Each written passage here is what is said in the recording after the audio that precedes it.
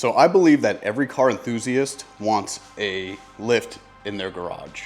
And when I was getting my lift, I ran into a lot of troubles. There's a lot of people who told me it wasn't possible. And on my last video, several people asked how I was able to make it work and how do I like it. Well, it comes with some pros, it comes with some cons, and I'm gonna tell you all about it. If you don't know who I am, my name is Corey Schaffer. I'm the founder of Till Valhalla Project and several other missions. And if you don't know, I take these vehicles and I take veterans, first responders, law enforcement, all of them. I take them out to the track so we can have a good time, and really in the name of mental health. That's what I do as a side hobby. But a lot of people on the last video asked, what is your mission? So this is not supposed to be a plug, but at the same time, I want to educate you guys on what I do when I'm not here in my garage or having fun at the track. So my company is Till Valhalla Project. We make memorials for the families of fallen heroes, and we hand deliver them all across the United States. The way we fund that is through apparel like this. So apparel that is motivational, inspirational, raises awareness, raises tribute. We take all the proceeds and we make memorials for the families of fallen heroes. Now, it's not a nonprofit or anything like that. We're just a company trying to do badass things for people who deserve it. So if you want to learn more about that, you can go in the link in the description and see really what we do. But back to the lift. So I believe every car enthusiast wants a lift in their garage. And when I was getting mine, some people told me it wasn't possible, but here it is. So a lift comes with some pros, it comes with some cons. So if you are looking to put a lift in your garage, stick around and I'm going to tell you about everything I went through to make this happen. All right, so the first question that people normally ask when you're trying to get a lift is, can it fit? So people want to know how tall your ceilings are and how far back we can go. So I got my little digital measurer here. Let's see. So mine is 10 feet, 5 inches. So pretty on point there. And then let's see if I can shoot this back here. Let's go turn this around so we will see.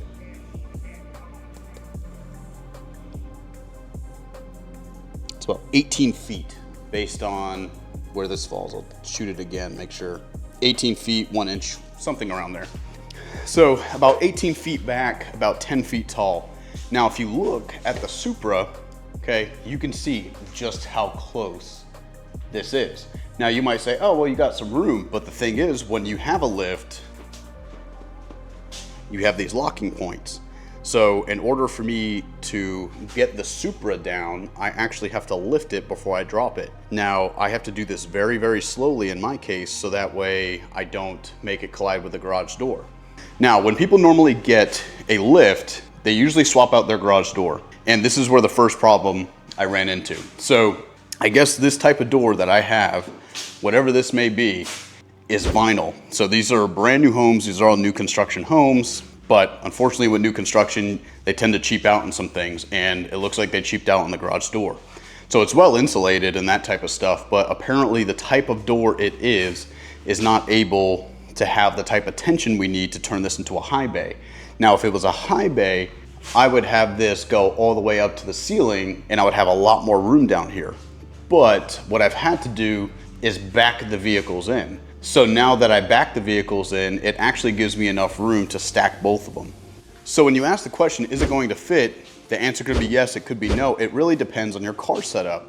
Now, if I drove both of these cars in here nose first, there's no way I'd be able to stack them because the Supra would instantly hit the garage door and there'd be no configuration in which I could get these cars in. So to make it fit, I have to drive everything backwards in here. Not a big deal, I like it. I like the presence of it anyways, not an issue. The other thing is, if you can't do a high bay door, or let's say your ceilings are a little shorter, well, you can see at the top of the Supra, I still have about 2 feet. I mean, if that garage door is down, I could bring the Supra almost all the way up to the ceiling. So with that being said, if you have lower ceilings, I don't think it's a deal breaker. It really has to do with your car setup. I mean, this car is a lot shorter. The Z06 is a lot shorter. And the Supra has coilovers on it. And obviously I put these drag radials in the back, so it makes it taller. But if you have a lower profile car, I mean, you could have tons of room, even if you have a 9-foot ceiling, or, in some cases, even an 8. If you have 2 Alfa Romero 4Cs,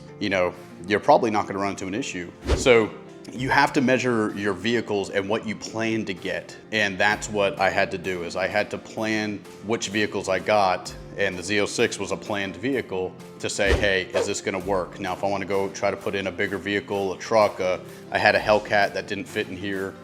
You'll have to be really careful on what vehicles you have and what your configuration looks like. But there are a few ways to get around a smaller roof. So if you look over here at the top, again, this comes down, or the Supra, I would pull the Z06 out, right? The Supra would come down, and when the Supra comes down, obviously everything's good to go, and no problems. And only when I bring the Supra back up do I get really, really close. I usually don't hit it, but sometimes the window does make contact. It doesn't do anything, but it's within a couple millimeters, and it's a little uncanny, especially for a car that you really care about. So the way around that is you can start playing around with your garage door when you're pulling vehicles in, right? So now if I let the garage door down just a little bit,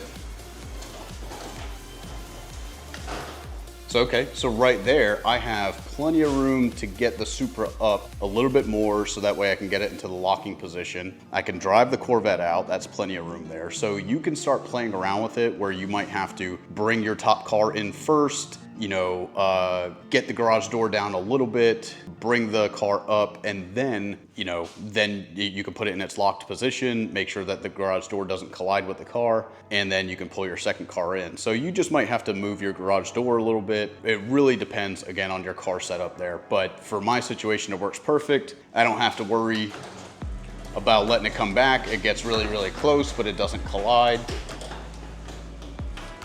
So you can see right there, it's really close, but doesn't collide. So now I can, drive the Corvette out. I can drop the Supra down if I want to, and I don't have to worry about anything making contact. Now, the particular lift that I have is a Champion, and there's a lot of lift manufacturers. There's Benpack, there's all sorts of them. Now, the reason why I went with this one in particular is because of the Z06. So the Z06 has a very wide body, and it makes it really, really hard. When the tires are on here, they go edge to edge. They actually have a little bit of an overhang when the Z06 is actually on top of the lift. So what I did, some of these lifts have a triangular piece here, and what I recognize is, my front end clears this box all the time, but if this was a triangular piece, then I could only be off by 2 inches, 3 inches before I risk ripping off my front bumper or colliding the back end, that type of stuff. So I am not a fan of the ones that have these triangular pieces, because even if I made a mistake and I brought my front tire over this, it's not detrimental. So that's a big thing to look out for if you have wider vehicles. Now, if you have smaller vehicles and you don't ever plan to get a wider vehicle, then who cares? Go get whatever one fits your budget the best.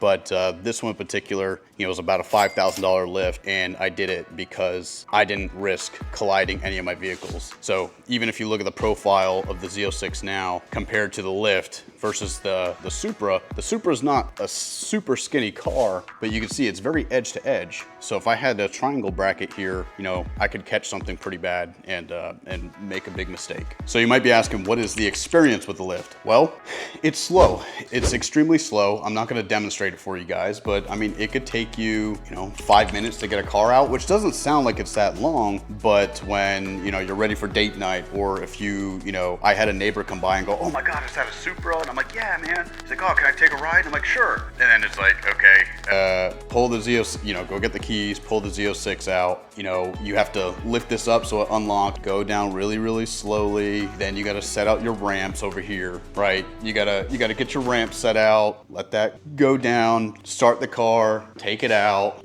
pull it into the driveway. I know it sounds like a first world problem, and it is, but at the same time, that's why I really keep, outside of the issues with the Z06 that has it lurching forward that I talked about in my last video, I keep this one up here just because I drive it a lot less, and I'm a lot less inclined to drive it because it's up on the top lift, and I know that I have to go start, typically I have my SUV over here too, so I got to move my SUV, then I got to take the Z06 out, and then I got to drop this car, drive that off. If I'm going somewhere for a long time, then I have to put the ramps back on the lift, close the garage door, all that other stuff. So many times I just leave my garage open if I'm just going around the block real quick. So that's why the Z06 and everything else makes a lot more sense to me. But if you're gonna daily daily or even weekly drive the vehicle you put on the lift, you're probably gonna get pretty tired of putting it up and down, even if it doesn't feel like it now. Now, if a lift is the right move for you, one thing I do recommend is putting tape on your anchor points. So wherever you know the vehicles fit and where you have the best, put a piece of tape there, and also put a limit at the top. Now I know this is essentially my limit. If I go any higher than this outside of, well, you can see here, I'll press the button here on the side. Starts to lift. Now, I can't completely unlock it. I have to keep lifting this until I'm able to unlock it, but that's as much as I go. So I actually put downward tension on this and I lift at the same time. And as soon as this releases, then I know that's my upper limit. Otherwise, I know I'm colliding with my, garage door. So I'm gonna let that back down. So the last part to consider when you're getting a lift that I know of is, one, make sure you have open space down here to work on it if you do like to work on your cars. And a lot of them will have a jack tray, a metal jack tray like this. So you can obviously put your jack under here if you need to jack your diff, if you need to do that type of stuff, you know, some transmission support, things like that. The other thing too to consider is make sure your car doesn't leak. So when I first got the Supra, it was in pretty bad shape. As you can see now, it's in pretty great shape. But when I first got it, it did have some leaks. So it was actually leaking on top of my Dodge Charger, and you know, that was a problem. So you have these drip trays that you can get. You'll see it right under here. Some drip trays like that.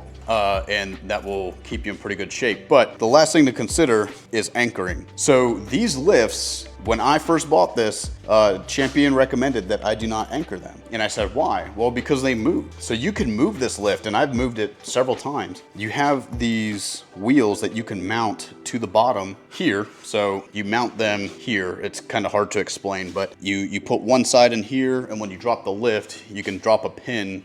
You could drop a pin through here, and then when you drop the lift all the way, the whole lift moves. So I can take it and I can drag it to this side of the garage in pretty, you know, it's actually not bad at all. Pretty smooth surface. So I actually have moved this around quite a bit. So, you know, they said that there is no issues with anchoring. There is no issues without anchoring. You know, you might want to be careful and put like some rubber on your floor or something along those lines to make sure it doesn't scratch. But I do this just in case I get a different car and I need to slide things over. As you can see now, I still have the most minuscule amount of room to move it to the left. So every inch matters when you're trying to talk about putting in a second lift, which is something I'm aiming to do. I want to put in another lift right here, but I don't know if I can fit another full-size one. I think I might do a 2-post, but then I got to consider the strength of the concrete. So ultimately, those are the biggest things about it. I mean, honestly, if you really want to lift, I think you should find a way to make it work. I think they're a great wow factor, that's for sure. How many people come walking down the road and go, oh my God, is that a lift? And it's like, yeah, that's a cool feeling to have. But ultimately, if you are like me, where, you know, I have one garage that's dedicated to being a gym, and now I have this 2-car garage that's left, and, you know, we want to get a golf cart at this point, you know, we want to get a couple other things, and I would be out of room if I stuck to my passion with cars. So, you know,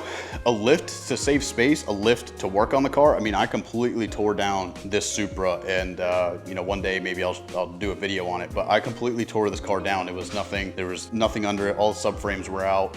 It was just up on jack stands, and this lift made that process possible, and it saved me probably $50,000 in labor. So they can be great investments, and I haven't had any actual structural issues with my lifts at all, and I do use it a pretty good bit.